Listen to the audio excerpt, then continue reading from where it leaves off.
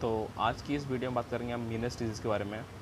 Okay, तो मैं इस वीडियो को दो पार्ट में डिवाइड करूँगा क्योंकि ये डिजीज़ थोड़ी लेंथी है अकॉर्डिंग टू मी। ओके, तो first part of this video I will tell you definition, causes, silent symptoms, diagnostic evolution, complication, and medical management. Okay, without wasting time, let's read the definition of this disease. Then I'll tell you the meaning of this definition.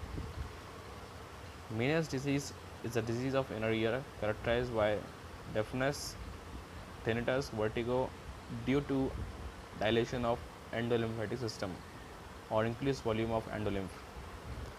तो अब जानते हैं कि इसका meaning क्या है।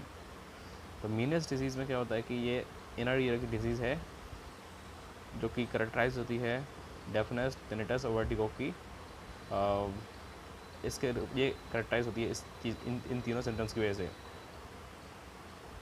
यानी कि ये तीन सिम्टम्स देखने को मिलते हैं हमको। अब मेनली ये तीन सिम्टम्स देखने को मिलते हैं हमको मीनियस डिजीज़ में। और ये क्यों होता है?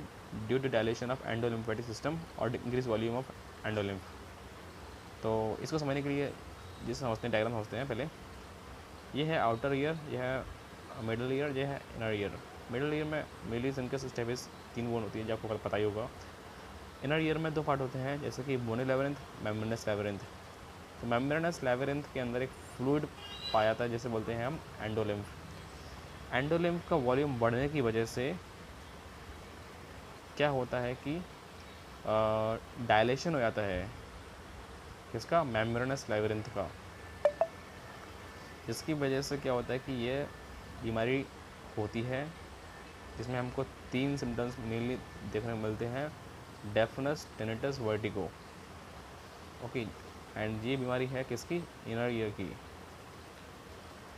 अब बात करते हैं कॉजेज़ के बारे में। ओके, तो we have 5 causes, but let me tell you one thing, the exact cause of this disease is unknown. Okay, unknown.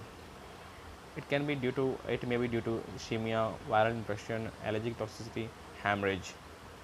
Okay, exact cause is unknown. Okay, I'm telling you again and again. Now let's read the signs and symptoms of this disease: dizziness, deafness, tinnitus, vertigo, irritability, loss of balance. तो हमने ये चीज़ पढ़ चुके हैं पहले से ही। तो इसमें जैसे deafness, tinnitus, vertigo. Okay, dizziness भी देखने को मिलता है हमको। डिजीनेस मतलब होता है कि सेंसेशन ऑफ फीलिंग अनस्टडी, यानी कि इम्बैलेंस होना। ओके, इरिटेबिलिटी मतलब इरिटेशन होना, लॉस ऑफ बैलेंस। तो क्या होता है कि हम मीनस डिजीज में पर्सन अपना बैलेंस खो देता है, जिसकी वजह से वो गिर सकता है, और गिरने की वजह से उसको चोट लग सकती है, यानी कि इंजरी हो सकती है उसको। Okay, now let's read the diagnostic evolution. तो हम इस डिजीज़ को आइडेंटिफाई कैसे करेंगे कि किसी पर्सन को मीनस डिजीज़ है या नहीं? उसको हम डायग्नोसिस कैसे बनाएंगे? We will assess the client, we will take the physical examination, we will collect the history of client, and we will look signs and symptoms of the client. We will do our audiometry and endocochleography करेंगे। Audiometry मतलब determining hearing loss. Hearing loss को पता करने के लिए हम क्या करेंगे? ऑडियोमेट्री करेंगे। अगर हम इस बीमारी को, यानी कि मीनियस डिजीज़ को ठीक ना करें, अगर ये इसको हम ठीक नहीं करते हैं, यानी कि पर्सन इसका प्रॉपर्ली इलाज नहीं लेता है, ट्रीटमेंट नहीं लेता है, तो इसके कॉम्प्लिकेशन हो सकते हैं कई सारे, जैसे कि irreversible hearing loss, injury due to falls, social isolation due to vertigo. चक्कर आने की वजह से पर्सन बाहर, यानी कि वो सोशली मोबिलाइज नहीं करता, जिसकी वजह से वो आइसोलेशन में रहता है। और कुछ मेडिसिन हैं जिनकी वजह से हम मेडिकली मैनेज कर सकते हैं इस बीमारी को, जैसे कि डायबिटीज़ हुआ। डायबिटीज़ क्या करेंगे कि जो फ्लूइड का लेवल बढ़ गया है, यानी कि एंडोलिम्फ का लेवल बढ़ गया है किसके अंदर? मेम्ब्रेनस लेवरेंथ के अंदर। तो हम फ्लूसमाइड की मदद से उसको हम क्या करेंगे? विदड्रॉ कर लेंगे, उस एक्सेसिव फ्लूइड को निकाल लेंगे। किसकी वजह से? फ्लूसमाइड क्या करता है? डायरेटिक है, जो कि इंक्रीज कर देता है किसको, यूरिन आउटपुट को। माइल्ड सेडेटिव देंगे जैसे कि एल्प्राजोलम देंगे, सिट्रिजिन देंगे जो कि एंटाहिस्टामिन है, स्टेरॉइड देंगे, ड्रग देंगे जो कि क्या करेंगे, इन्फ्लेमेशन कम करेंगे, डेक्सामेथासोन, प्रेडनिसोलोन, एंटीवर्टिको जिससे कि चक्कर ना है, एंटीमेटिक देंगे जैसे कि डोमपेरोडोम, प्रोमेथाजिन। एडमिनिस्टर करेंगे किसको हम, वेस्टिबुलर सप्रेसेंट को, टू कंट्रोल सिम्टम्स जैसे कि मैक्लिजन, डाइफेनहाइड्रामिन।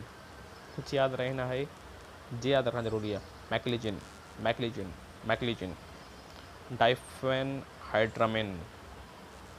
तो हमने इस वीडियो में पढ़ा डेफिनेशन में हमने पढ़ा ये क्या क्या है, a disease of inner ear characterize by deafness, tinnitus, vertigo due to dilation of interlymphatic system.